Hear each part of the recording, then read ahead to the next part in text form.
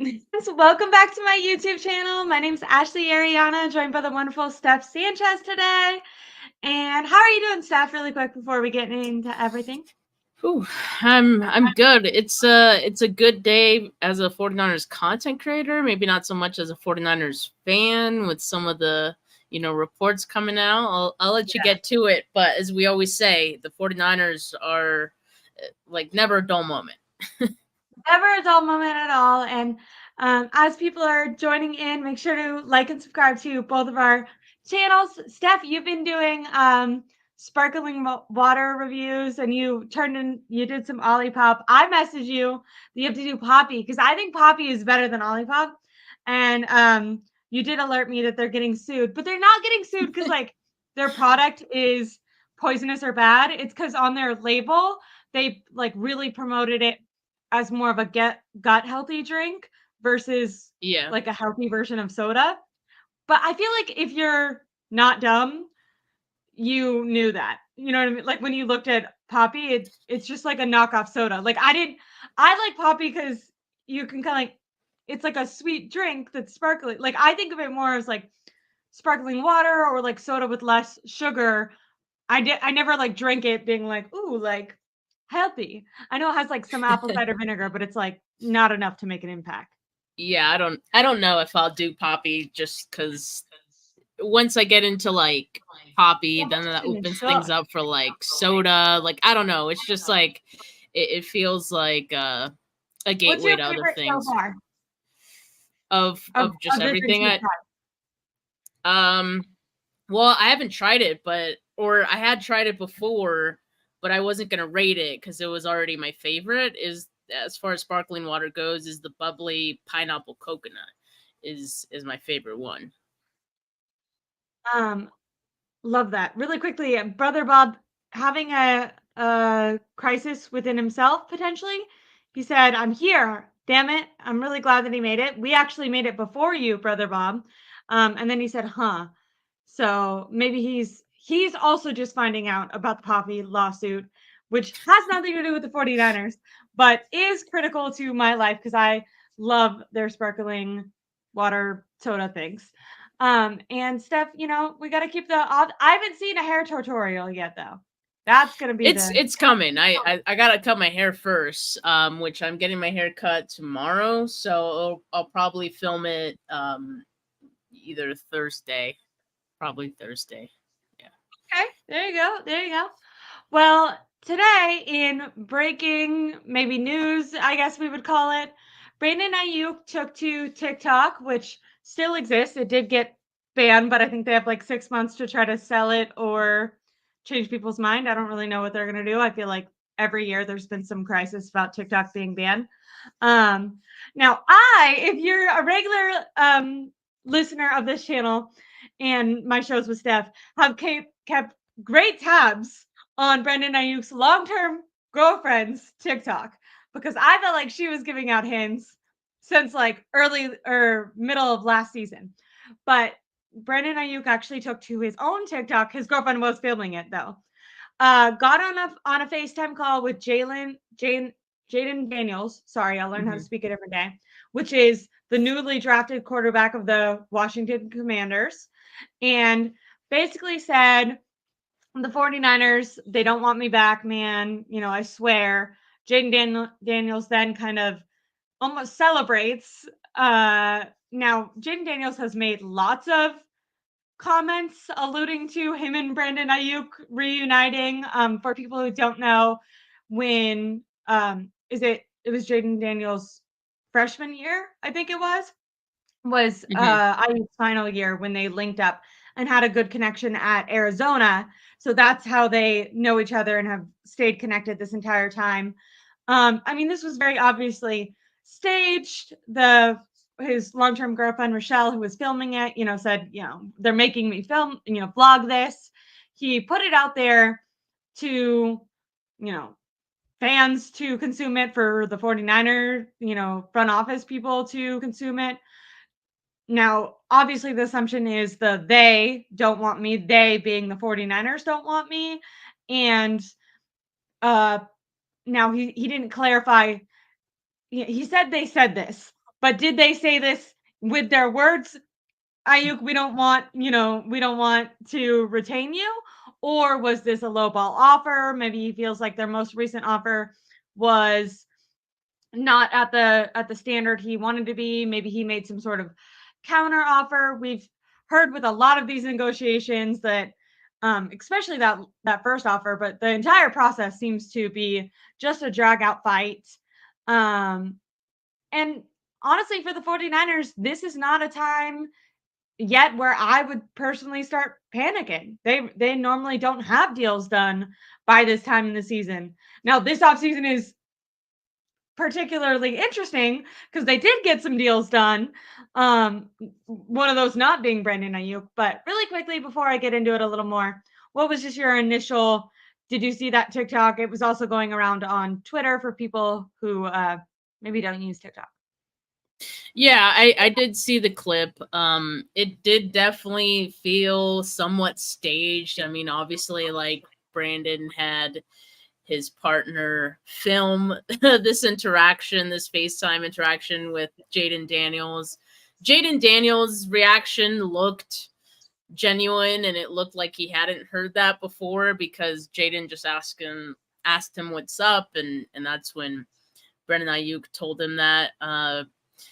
Now, as far as the interpretation of, why him using the words, they don't want me back. I am with you. I don't think the 49ers actually said those words. In fact, like Jeremy Fowler over the weekend, I believe it was like yesterday or something, he said, the 49ers do want Brandon Aiyuk long term, which I think is still the case. Now, I do think that the 49ers, though, are standing pat on the price that they want Brandon Aiyuk long term, right? And clearly to this point, Brandon Aiyuk does not agree with that number. Mike Silver had mentioned it's $26 million, maybe more or less in that range, right? So Brandon Aiyuk sees himself as one of the top wide receivers. He wants like 30 million, I think, is like kind of what we've been hearing. And so, yeah, there's definitely a gap there. And so I don't think the 49ers said, we don't want you back. I think they're just saying, we're not willing to pay you what you're asking for. And, Yes. They have no reason to come off of their number. The 49ers don't. I mean, they have all the leverage in this situation. They could simply tell Brandon Aiyuk, play on your fifth-year option. And, like Brandon Aiyuk doesn't have a lot of leverage. He has no leverage, if we're being quite honest, in this situation. And so one way for That's probably why he's him, taking these antics, right? yeah, exactly. One way for him and other players to get some kind of leverage at all or create leverage is by putting it on social media, having the fans react to it, and having the fans give pressure to the team, in this case, the 49ers, and seeing what the team then does with that, right? So I think, to me, it was a bit of a Hail Mary from Brandon Aiyuk, just wanting to see if he can rattle up the fans a little bit and get them on his side. Maybe mentioning John Lynch or the 49ers on social media, putting pressure on them to get this deal done. But I don't know if they're going to get, if Brandon Aiyuk is going to get what he wants out of this. I guess time will tell. It'll definitely be interesting. Really quickly, I loved Rob D's comment. He said he was talking about Applebee's where he worked undercover as a waiter. They don't want him back. I can't remember what like app that was for, but I saw the little video that was on YouTube and it was hilarious. I think you're correct in, I think this is all contract negotiations. I imagine maybe Ayuk set a counteroffer or tried to either speed up the process or bump up the number in some way. And maybe the 49ers, we did hear from Deebo Samuel. There was a month or more period where he didn't hear from the 49ers at all. Like they kind of had their offer and then they left it. And so maybe it's something like that where, because I remember Deebo talking about this because there was like back and forth on both sides. And then eventually the 49ers, I guess, got to a point where they kind of let it simmer, which I don't necessarily agree with, just making a guy who you eventually hope to play for your team and play well, making him sweat. But it does feel like that is a part of their contract negotiation process. Now, once again, criticizing that process and that can be its own thing. I disagree with how they do it.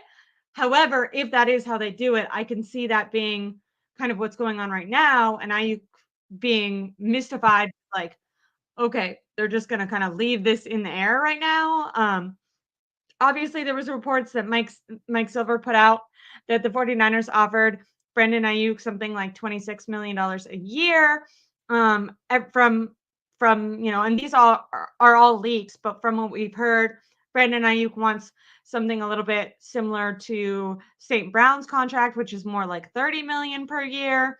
Now, guarantees and everything can also be a hiccup. Potentially, the 49ers are willing to meet that number, but the guarantee could be less. I don't know. Like I said, I feel like I'm not is it naive of me that I kind of saw this and was like, Debo was, in a club with signs and he ended up getting signed. You know what I mean? Like he has Brandon Yoke hasn't requested a trade yet. Like this is not even the fire is burning in the house as much as we've seen it before. And in that scenario, it worked out. So I still have my belief that it will work out. I think if this was pre-draft, I would feel different. But really, once that draft happened, I felt a lot more security that Brandon Aiyuk was going to be playing on this team. I just if the number one draft picks that they were offered weren't high enough, I don't see them now, trading him for a future first or seconds or whatever. Now Washington does for back to the video that he's talking on is with his former quarterback at Arizona State, now Washington's quarterback, Daniels, and he's celebrating. Now, I don't know, does a rookie quarterback have the power to get the front office to go after someone? But also, does he even need that power? Adam Peters is the GM there. Adam Peters probably thinks and feels very highly of Brandon Aiyuk, and the Washington Commanders have about $45 million in cap space. So if they wanted to pay Brandon Aiyuk the money he's asking for / demanding, they definitely could do that. But what do they have to give up that the 49ers would accept is more my question.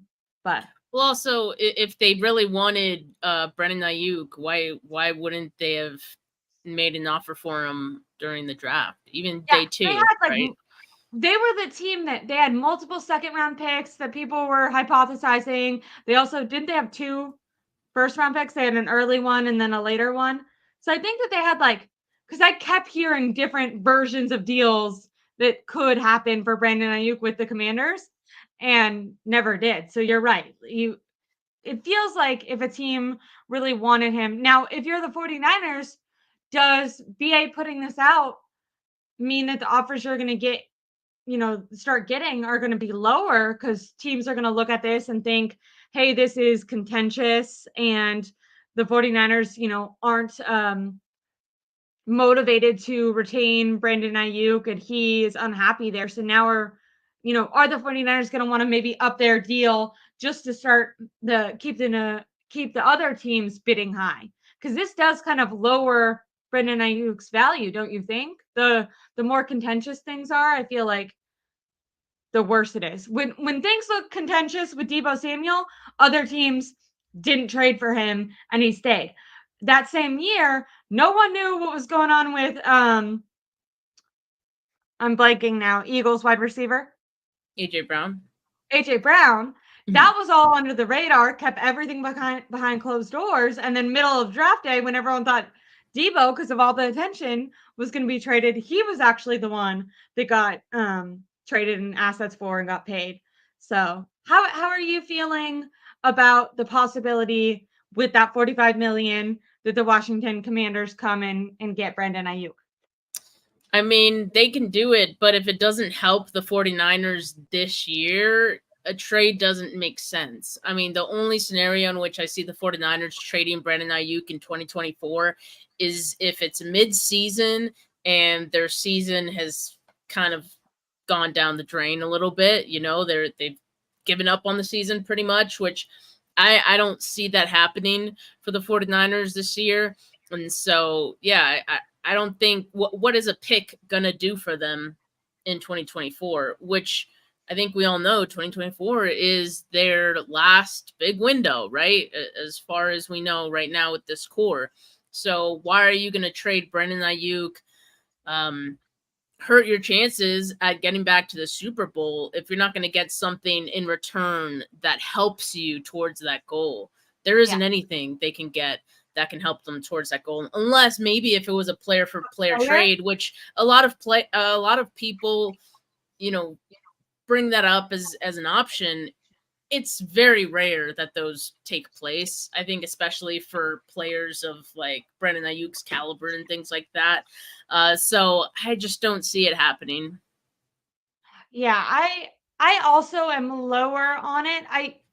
If there was something like a future second along with a, you know, player that would be able to contribute. I'm not talking, I've heard the, Darnell Washington guys. No, you want a guy who's like, I think the reason it's so rare is because you kind of want the players to be on equal playing field in order for that to make sense. Because if you're like you're saying, if you're trading away BA now, you need to be getting a guy who you think is going to be as, if not more, impactful in the mission to win a Super Bowl. This isn't at this point in the season, you're not really thinking who's going to be good 4 or 5 years from now, long-term goal, who's going to be a depth piece guy. You need a guy who's going to be, making a difference in the game, because Brandon Aiyuk is a difference maker. Now, when we're talking about that, some of the reasons that you hear about, maybe why the 49ers shouldn't give Brandon Aiyuk $30 million plus a year is the 49ers just don't throw the ball that much. And they already obviously, have tons of guys. They extended or tagged Jawan Jennings. They have Chris McCaffrey, who, yes, is a running back, but also catches balls. They have Deebo Samuel for now. George Kittle, same thing. He's going to be in that show receiver coming up. He also catches balls. And then they drafted Jacob Cowing and Ricky. So do you like how I don't even try to say his name, by the way, anymore? I just feel bad because I say it wrong, and I never know which one is less disrespectful. I do the same thing with St. Brown. I just call him St. Brown, and I call Ricky Ricky, and I just hope that everyone gets what I'm talking about. I didn't need to call attention to it. I bet no one even realized I did that. But what I was saying is they definitely have a lot of options for guys who can catch the ball, and the big argument has been BA doesn't get as many targets as these other guys. Yes, maybe production wise, if you were to extrapolate that, it would be on the same or even a higher level because he's done so well with his limited opportunities. But if the offensive scheme isn't going to change, is it then not worth it to pay some guy or to pay a guy for so little contribution, even if, and I'm mixing up my words now, but what I want to say is it possible to look at that the opposite way? Instead of saying you're not worth it because we don't throw the ball that much, what if that makes him very worth it because every throw is then very important? You know what I mean? Like if you know that you're going to throw the ball 40 times, it's okay if there's a couple drops. If you're going to throw the ball 20 times, those, 20 passes matter much more than the guy who's throwing 40. Does that make sense? I don't think I articulated that perfectly, but it does though, because like if you look at Brandon Ayuk's numbers in 2023, you have to include the context that he wasn't the team's number one option. He was on a team that was throwing the least of any team in the NFL, pretty much. So yeah, I mean, that definitely puts Brandon Ayuk's stats from 2023 in a different light, because then you look at what he did, the production he was able to, put up with that, and it is more impressive. Like at one point, I'm pretty sure his yards per reception was like 17 yards or something crazy like that. Like it was the highest in the league, right? So to your point, he's making his his catches count. He's Yes. making his whatever he brings to the team, his value. He makes it count. And really quickly, I think the thought process, right, is okay, they're not throwing the ball that much. If you take away, with all the guys that they've drafted and the amount of hands that they have, you could take away Brandon Aiyuk and someone else could fill in. But the question is that guy who's filling in going to, make the passes count in the same way that Brandon Aiyuk did? And no, they're not. So is it actually worth it to prioritize paying those pass catchers highly, almost for the opposite reason where people are saying, oh, you can only pay them if you're relying on them all the time? Well, it's no, but they need to make sure that the passes that they do throw count for sure. So yeah, I agree. yeah, people are going hard for Steph in the comments. Let's go. The live chat's popping. So thank you guys. Make sure you like the video if you haven't yet. On both channels. But so yeah, do you think does that make a little bit of sense? If you're throwing the ball less, then those catches matter more. So maybe actually you are worth that money, because if those passes are going to Ricky or Jawan Jennings, what is the likelihood that they can replace what Brandon Aiyuk is doing? So yeah, maybe in that way, BA does have a little bit of leverage. I saw earlier in the chat, Corey Soto was saying BA does, even though it's minimal, he does have leverage. And I don't know if this is where Corey was going, but his leverage is just I'm a really good player. I make your team better. If you want to win a Super Bowl, you want to have me on the team, and you should utilize me more. And just because I shouldn't be punished for the lack of utilization. Now, I will say also, to maybe transition us out of this, is the 49ers not only are not saying we don't want you because, like I said, there's reports that they've offered him $26 million, but also they could be saying we don't want you for that price and we can have you for this 5th-year option. Now, I've heard some backlash with the 5th-year option that's just not a thing that teams really utilize that much more anymore. Do you think if you had to put a probability on Aiyuk playing on that 5th-year option, what do you think that would be? And do you think he would hold out? Because I've heard this discourse. I've been pretty firm on I don't think guys hold out, but I've heard the opposite. And if that was the case, if the 49ers felt really certain that Brandon Aiyuk would hold out for the 11 games, just for people who don't know, he can hold out up to 11 games before losing his accrued season. Do you think that then that would put pressure on them? Once again, going back to where his leverage does exist, is it then worth it to trade him if he's going to be off the team for that long? Or is having a really motivated to make an impact Brandon Aiyuk at the end of the season actually a good thing? Maybe in their mind, they're not a good thing in the way, they'd obviously prefer him to play, but maybe it doesn't bother them that much. Maybe they're you're probably going to play. And if and this is just kind of negotiations, you're just threatening us, but we're going to call your bluff. We think you're going to play. Yeah. But even worst case scenario, the 49ers front office, is their job to consider all scenarios. Maybe they think even if you don't play, it's still more impactful for us to have you ball out for the latter half of the season and into the playoffs than, pay you or trade you. Do you think that they could be pushed to trade him if they thought that he would hold out? No, I think they are going to call his bluff, and they already are, in my opinion. And I think they're going to wait to see if he shows up at training camp. If he doesn't, I would expect around that time, if he doesn't show up, they're going to make an effort to maybe try to bridge that gap. But like I said, I don't think they're going to bend over backwards to make it happen. And so it really is up to Brandon Aiyuk if he wants to accept that or not. Let's just say he doesn't accept, the 49ers adjusted offer right before training camp. And I'm just assuming that's how it'll go down, right? If he does that, then he'll hold out for training camp. He's going to get fined for all of the practices at training camp that he misses. That's just the tip of the iceberg because once it goes into the season, he'll be getting fined Even up the more, ass, yeah. basically. Yeah. So, which is why you don't see players hold out, right? Because with the new CBA and how all that's, written in their contracts, it makes it very difficult to hold out just because it costs the players so much money. Like, it makes little to no sense for them to take it that far. But if they do, they're going to eat that cost. And so that's what Brandon Aiyuk has to decide if he wants to, hold out for the season. He could hold out for the entire season. I've seen some people say, well, he only needs to play in 6 games for it to count as an accrued season. In which case, even if he did that, the 49ers could, still, I believe they can tag him after the year.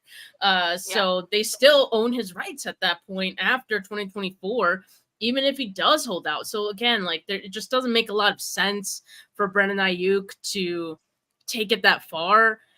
So I don't really see it going that far, to be honest with you. And you're right. Ayuk does have some leverage. He's the player that he is. We've seen the wide receiver market, what it is. Based on the market, I mean, Brandon Ayuk does have a case to ask for 28 million, 30 million. I don't know if I agree with the 30 million number, but he can make that case if he wants to. Yeah. But that's And he should, around the right? Like, range. He should. you Yeah, imagine that absolutely. you're, as the player and as the player's team, you're going to overvalue yourself. Makes that sound bad. You're just going to try to go for the highest amount possible. I would agree that I think like 28. I think the hard thing also that I think it is important for fans to keep in perspective is all these numbers that sound insane now. If they were, say the 49ers want Ayuk to play on the 5th-year option and then are planning on extending him next year, that number is going to be way higher next year. Like, these numbers are only going up every season. So yes, right now that would make him, one of these top players. But in a year or two, that's going to be the average salary. If anything, it's, kind of a reflection of like, damn, they should have tried to extend him last year, which obviously he had a great season even for his standards last year, and there was no reason to do that. But when looking at the Trevor Lawrence deal, I heard someone talking about Trevor and saying that the Jaguars were in a position where it's not, the question is no longer, is this quarterback worth this amount of money? It's, do we want to keep this quarterback and have this quarterback be our quarterback for the long term? If so, it's better to pay them sooner, even if the amount seems high, because if we wait another year, because they didn't have to pay, isn't it only his 3rd year, right? So they could have paid him next year. I think, am I wrong about that? Yeah, Maybe I'm he's wrong about 25, so I think they could have waited. that. Yeah. I don't. So I think that I don't even think it would have been his 5th-year option. I think that that's like, normally they extend people after the 4th year, but with Trevor Lawrence, they got it done early. And Trent Baalke was, I'm blanking on the guy who was interviewing him, but they were discussing it and basically saying that at this point, the Jaguars knew they wanted to keep Lawrence. It's smarter to pay Lawrence, quote unquote, big money now than pay him the big money next year, because that's going to be even higher. And so with Brandon Aiyuk, I think the 49ers really need to get real with themselves. And I'm sure they've already done this, but just, ask, is this a player that we want to keep long term? Because if we're really negotiating over $2 million, those $2 million are just going to be a given, plus another 2, plus, up to another 5 in a year from now, type of thing, But don't you so think they'd be more willing to, like, if let's just say Brandon Aiyuk plays on his 5th-year option, he replicates the type of season that he had in 2023, or even better, like maybe he has an even better year. At that point, Brandon Aiyuk has more leverage in the negotiations. Don't you think the 49ers would be more willing to pay him 30 million plus at that point, just knowing like they have a larger sample size to be like, okay, it wasn't just a 1-year fluke with Aiyuk. we feel good about giving him this money. Maybe, I mean, and maybe that's their thought process. Even within my explaining that deal, I was kind of saying, well, if they would have paid him last year, like he hadn't had his blow up year yet. So maybe the way they're reflecting on this is like, I'm not saying he wasn't a good player prior, but maybe the way they're thinking it is, he's only had 1 year as like more of a Yeah. outstanding guy. And I'm pretty sure it was you and I have spoken about this. In my opinion, and this is just my opinion, I could be wrong, and potentially I'm not remembering every game, but I don't think I think BA's thing is consistency and being consistently a really good to above average wide receiver. But I don't think I've seen him be that monster beast take over games guy that we've seen from certain players that he wants to be paid like. And I think that that could be something that the 49ers are just saying, I see that you put yourself on this level. This isn't what we've seen from you. And the pushback from fans for that might be this offense doesn't really utilize that type of scheme that would allow him to do that. And I'm sure they're having lots of these conversations.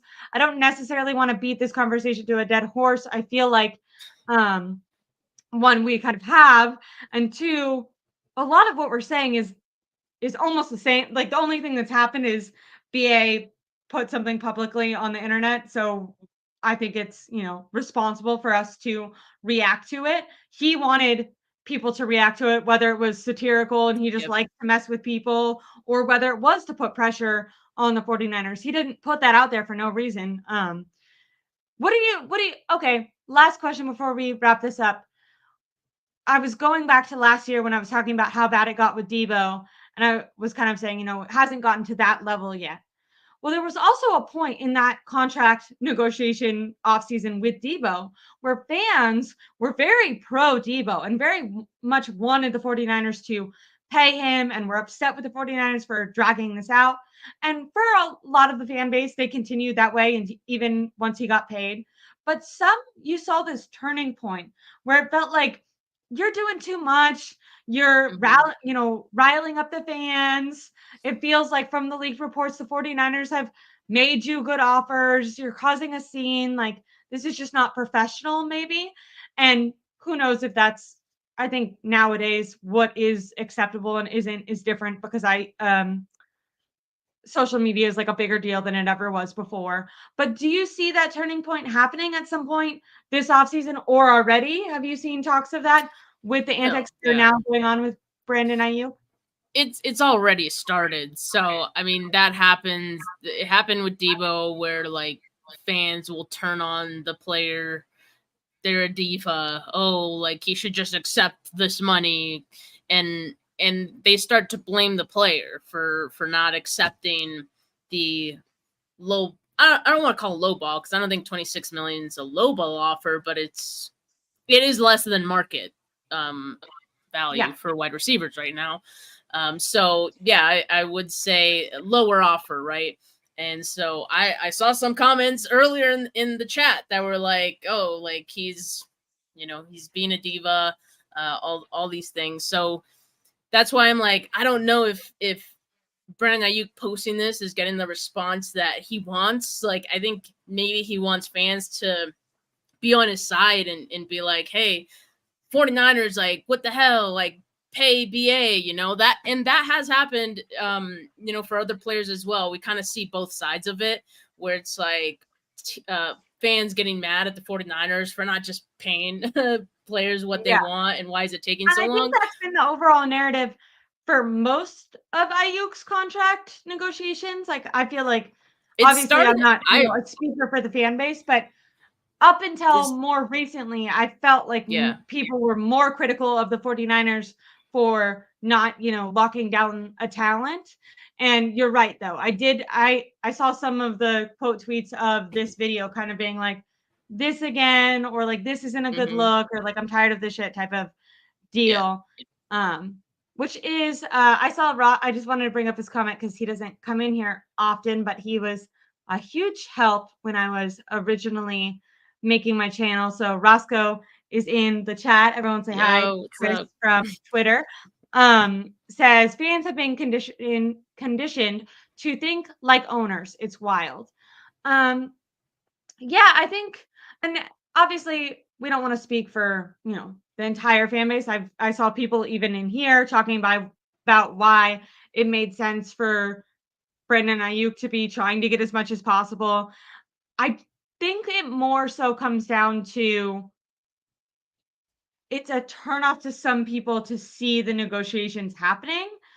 And also I do think there's like a little bit of misinformation where certain maybe older fan bases or older people in the fan base. I think my dad used to think this way, and I had to like consistently like tell him this is not how it works, where he'd be like, "Oh, like ticket prices are going to go up." And I'm like, "No, these owners are making billions and billions and millions of dollars. You're not paying the quarterback's money. You're not paying Brandon Ayuk's salary. If he gets 20 or if he gets 40, it's not going to change the ticket prices. What's doing that is Jed York and the TV deals, and way more money than an individual player can get for sure." Um, but yeah, and Rob D, I think this is like a funny analogy of what we were kind of saying. No one likes to see how the sausage gets made. And BA trolling or not, the video was lame. It came off a little, in my opinion, maybe a little Like you immature said, though, like staged. laughing. It just didn't have like a, if I'm Brandon Ayuk, and I'm not, and I think something where I can be critical of the 49ers is when this pressure is on you, your brain isn't thinking right. Like these guys are stressed out of their mind. I know it seems corny to be stressed when they're getting so much money, but this is life altering money. This is crazy turning points in their career for these guys that have dreamed of getting to this moment. And now they're in this, either they're being stalled or maybe they feel like they're not being appreciated by this team that they really indoctrinate these young guys into, we're a family, we care about you. And I feel like this second contract area is when a lot of these guys learn, like, maybe we are a family. I'm not saying that's completely BS. I do think there's friendships and stuff, but they learn it above all else, it's a business. And I think that's a stressful time. So I try to not be hard when people do a little bit of corny stuff, because I don't know. I try to think, if I was in that situation, although yes, grateful to be making that amount of money, it's a stressful time. People aren't being coddled maybe in the way that they've been their entire life. You have to think these guys are extremely talented. They've probably been praised and told how much they're worth for most of their life. And this is the first time that someone they look up to and value, these owners and coaches and people that they're playing for, those are the guys telling them, hey, you're not actually worth this. And, this is why, and this is why. And you have to kind of fight for yourself. I think it can be a stressful time. I definitely think in bad taste, but none of these things, I felt this way with Debo too. So I'm not being this way for Brandon Ayuk. None of these things really make me like look at a player differently. I just think it's a hard situation to navigate. I don't know. Maybe the only way it would make me look at a player differently is just if they handled it like really well. I would just be like, wow, that's a really mature person that probably has a lot of support. You know what I mean? But if you do act out or as long as obviously you're not doing anything like horrible, if you're just doing little goofy social media games, I'm like, to me, I'm like, you're just gasping for control. And maybe it just makes it look like you're a little not on your leverage. I don't think it puts you in a powerful position. I will say that. I feel like it makes it look like, okay, like, why do you need to be doing this? Yeah. I think it kind of tells us where the 49ers and Brandon Aiyuk kind of are in negotiations, right? It does give us a sign, because if things were going well, or Brandon Aiyuk felt that things were going well, I don't think he'd go to these measures, right? To, I guess, let fans know what's going on, but behind the scenes, or give them some kind of hint. So yeah, to me, I think it's his sort of way of letting fans know, I guess, what's going on, and he's hoping for a reaction, and he's hoping for that reaction to then give the 49ers pressure. So Definitely. And I wanted to highlight this comment. Kenny says, JJ Watt attended OTAs while negotiating his contract, had a much better year than Bosa, and his holding out nonsense. We've seen these holdouts and contract off seasons just do a number on not just Bosa but Debo and all the guys that have been through this. Whether it's physically, you don't feel like you can go as all out because you're scared of getting injured, or whether it's just a mental toll that am I going to be living here? Am I not? I don't know. You definitely see a little. Brandon Aiyuk was also like posting with his brand new car, posting with his brand new house, like I think during Debo's off season, he was, posting with brand new clothes, going to all the games. Like there is something about, at least with the 49ers and their wide receivers, these contract off seasons, they get a little bit in that limelight and and I don't even once again think it's their fault, but I just think that things look a little weird in hindsight. And from what we've seen of Debo since then, uh seems like not I don't want to say like regrets that, but he's definitely not, outspoken in that way, trying to make the 49ers look good. It's always kind of interesting if you kind of go hard against the team like all off season and then they re-sign you and you're like, I'm so happy to be here and I love it.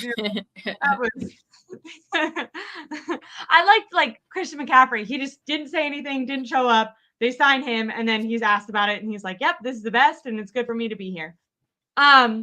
Now the final topic that we're going to end on, just very quickly, Brock Purdy.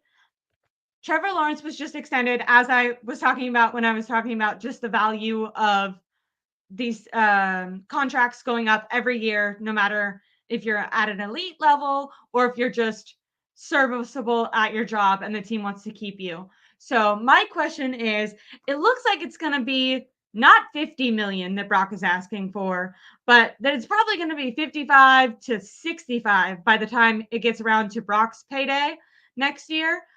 Do you think that he needs to do anything spectacular this year to earn that? Do you think the 49ers are kind of ready for that contract? It feels like even during the regular season last year, different players that were obviously trying to boost Brandon Ayuk's value. I think it was Trent Williams and Kittle came out and they were like, $20 million man, $25 million man. You heard Jed York when it comes to talking about Brock Purdy, 50 million. Like they throw out these numbers and it's like they don't like even in playing for the NFL, you can't imagine how these things explode the way they are. You know what I mean? Because now it's like, oh, 20 million is a slap in the face. 25 is a slap in the face for wide receivers. 50 million, I don't think Brock is going to want to take that depending on how the other quarterbacks that are about to get paid are going to get paid. Do you think that there's going to be this back and forth negotiation process with Brock Purdy his year? Do you think that that's a deal kind of like Jimmy, they'll get done pretty quickly? I think it'll get done pretty quickly. Quarterback is the most valuable position on the entire team, right? So in this case, I think it'll be easier because I think it's clear, if the 49ers want to keep Brock Purdy and they believe he's a franchise quarterback, just like they did with Jimmy Garoppolo, right or wrong, at one point they did feel that way, right? And I mean, they paid him his money, made him the highest paid quarterback. They seemed very willing to do that. I don't remember there being any rifts in those negotiations.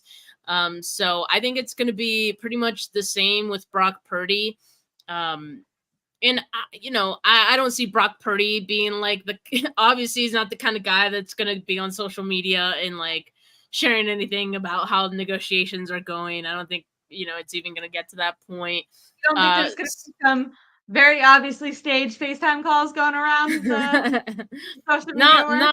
Not for Brock, but like, yeah, it sounds like at least Jed York has somewhat of an idea what it's going to cost to keep Brock Purdy, and given how much quarterbacks are getting in guarantees these days, I think it's going to have to be Jed York that's okay with that, right? And I think he is, and I don't think there'll be much of an issue there. So I feel like that deal won't be quite as tension heavy as some of these other ones have been.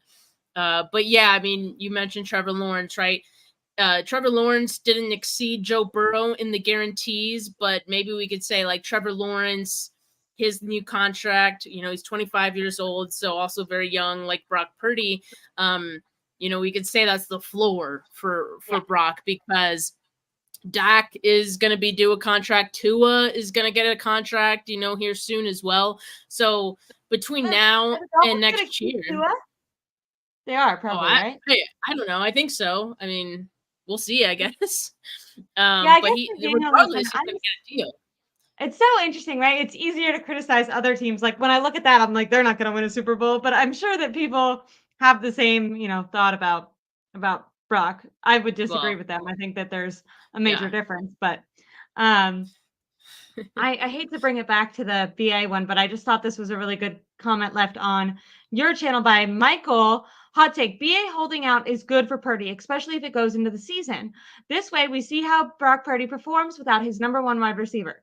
Performs well, we got a real one. If he doesn't, we pause? Question mark. Now, I would say a couple things. I think that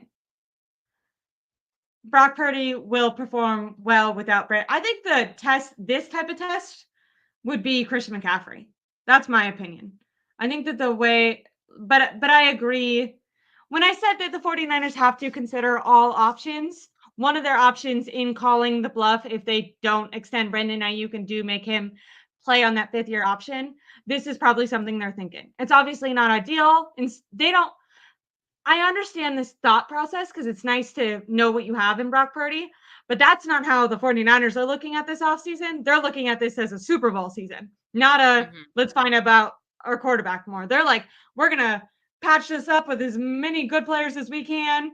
We want to build this quarterback up to look. They want Brock Purdy to perform better than he should, because that's in the best interest of them for him to outperform himself. That way they win the Super Bowl. Like that's their ultimate goal, in my opinion. Maybe I don't know, Jed York, maybe owners think differently, but that's definitely Kyle's goal, is to make Brock Purdy not only the best version of Brock Purdy, but look even better than he is.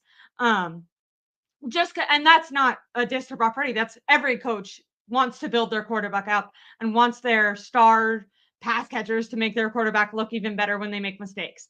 However, if they're put into a tough situation, this might be like their default of how they feel about it. Does that make sense? Like maybe it's not their preferred. They prefer to win a Super Bowl and go all out and have all their stars. But if other things happen, that's still going to be the goal, to win a Super Bowl. And maybe a nice subset of that is getting a look at Brock Purdy without a guy like Brandon Aiyuk. That's kind Yeah. of how I feel about this.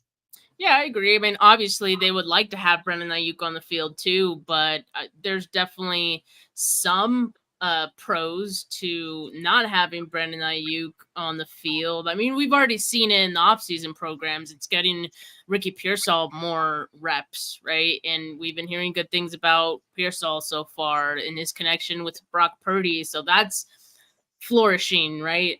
Without Brandon Aiyuk there. So you can see that as a silver lining. And if it goes into the season, that's not great, obviously, but there are some silver linings to it as well, that we can take from it. Just like this one, you get a good look at Purdy and how he would do without Aiyuk. And I'm with you. I think Brock Purdy would be fine without Brandon Aiyuk. Now, it'd be a little tougher, I think, for the entire offense, but I think they'd be able to move forward without him, especially if what we're hearing about Ricky Pearsall so far does translate into the season, right? Yeah. And a lot of it will also be pressure on Kyle Shanahan. How are you scheming up the offense to cover for not having a guy like Brandon Aiyuk? I think specifically his deep route and, route running ability and his deep ball ability is where you would see that impact most on the offense. And seeing how the other guys on the team that are rookies impact that will definitely be interesting. Now I know that you have an obligation kind of coming up pretty soon. And then you also have a show at 4. I think we might pause it here really quickly. Corey says Purdy has to do it again, though. I certainly think so. Now I'm not, from what it sounds like, Jed York and those guys, if they could, would pay him now. But I don't think guys like Kyle Shanahan or fans like me are mad that he, has to replicate it. Much like I wouldn't be, horribly upset. Now I hope that BA stays long term, but if he could play on his 5th-year option and prove it again, and then they extended him, I'd feel even more confident about that deal. I feel the same way with Brock. I would hope that he could do it again. And if there's certain injuries to certain players, which I hope there's none, but I would love to see how he performs with that. I think there's going to be some cold weather games. I'm interested to see how he plays in those. If he can repeat his production, I mean, that's going to be a miracle. Like, because he's done, not a miracle because I think he will, but like, the 49ers are going to feel like they really hit something special. And they already do, right? He's like saved everyone's drops and been incredible. But it'll be, I mean, he was record breaking last year. So I feel like people are like, oh, he just has to do what he does last year. And I'm like, that was incredible. Like, people have That's hard. downplayed how great that was, That's hard to replicate. I got to be honest. Like, that's hard to Yeah. replicate. I think we need to be honest about that. And I think we need to also be realistic that Brock Purdy may regress statistically just because what he did statistically in 2023 is difficult to do 2 years in a row. But there's also room for him to be a better quarterback at the same time. So without like repeating that statistically, Yeah. I completely agree. And I think we've made that distinction before with like eye test wise, it could look better, even if the numbers don't necessarily say that. And we'll actually end it with this one because I thought it was like a good last one. And maybe we can elaborate and do more players on a separate show, maybe do our top like 3 or something. But just what comes to your mind, elevator pitch type thing. 2 bars, 1 cave, stole your idea, Steph. Rating the sodas. Oh, what the heck? Oh, 2 bears, 1 cave? Is I that don't know who that is. Is that Bill Burr, or not Bill Burr, the guy that does the stand-up comedy without a shirt on? I have no idea. I don't know either. Never mind. I'm gonna anyways, give Steph her credit. But my current favorite 49er, this is hard. For the longest time it was Debo. And it's still maybe like just that like I don't know how you could experience that year and it just not leave such an impact on you. But I think like longevity wise and representative of like play on the field, and then also seems like such a stand-up guy off the field and is like an excellent representation of like what a 49er is. I was going to say Fred Warner. Jerry Greenlaw is also, someone who has a lot of fire, but I feel like Fred Warner, if I was like a person that worked in the front office, a guy like Fred Warner, Christian McCaffrey, those are the guys that like are just the epitome of the best guys for you and your team, because they never make the team look bad. They're always going to help the rookies, and they're going to do, perform fantastic, like on their own, even if they weren't great outside of the field, just on the field, they're incredible. And then the fact that they seem so intelligent, well-spoken, they're able to convey messages and have that leadership outside the field, performance as well. That's why I think I would put Fred Warner. But what is a guy that comes to your mind? Yeah, I don't know if I would say I have a favorite right now. I obviously love like all the players, and because there's so many great ones that we have. Like the 49ers are an embarrassment of riches when it comes to like players that I think any other team, any other fan would be like fanboying, fangirling over, right? Like the one I fangirl over the most is Christian McCaffrey. Like when I saw him in camp last season, I was like, whoa, like this is the Christian McCaffrey you saw that I that am camp up seeing. close Like this is crazy. This is crazy right now. So, but I don't really have like a favorite. I guess like I could say Nick Bosa, right? For the obvious reasons. But I don't know. My last like favorite, like true favorite, was Joe Staley. Hard to top that, I think. Joe Staley, And then Frank Gore, he was up there too. There you go. Awesome. Okay, well, everyone, like I said, please like and subscribe to my YouTube channel. We might have an additional show because Marco had COVID on Friday, so we skipped that show. So I might add that in, or it'll just be at the end of the week. And then I also have Tom tomorrow. So make sure to stay tuned in. We'll be, coming up with fun things and talking about any sort of breaking news that happens. Make sure to like and subscribe here, and to Steph's channel. She's going to be going live at 4. So, yeah, thank you guys so much, and have a good one. Bye. You guys, peace.